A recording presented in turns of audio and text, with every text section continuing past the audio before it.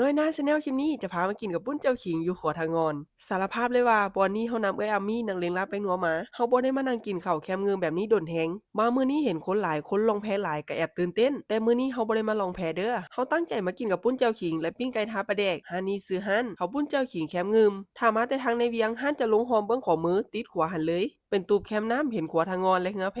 บรรยากาศโคตรดีอาหารก็แซ่บโดยเฉพาะปิ้งไก่ทาปลาแดกกินกับข้าวปุ้นบีบใหม่ๆโคตรเข้ากันแกงหน่อไม้นี่ก็ซิกเนเจอร์ใส่หมกเผ็ดจีมาให้น้ำลวกซีนลงยอจ้ำเจ้าเพี้ยคือที่สุดเป็นอีกห้านที่ใช้คำว่าแซ่บเปลืองแหงนั่งไปนั่งมาก็มีข้าวหลามมาขายให้น้ำข้าวหลามแซ่บบ้านไห้อีเมว่าเพิ่นเผาเองขายประจำอยู่ห้านนี้แต่ข้าวแม่ก็แซ่บอีหลีได้บ่หวานหลายกินกับปิ้งไก่นะโคตรแซ่บใครอยากมาสัมผัสบรรยากาศแคมป์เงิมกินกับปุ้นเจ้าขิงแซ่บๆแบบนี้ก็สามารถมาได้เด้อห้านเปิดทุกมื้อเปิดตั้งแต่4 โมงเช้าถึง7 โมงแลงเลย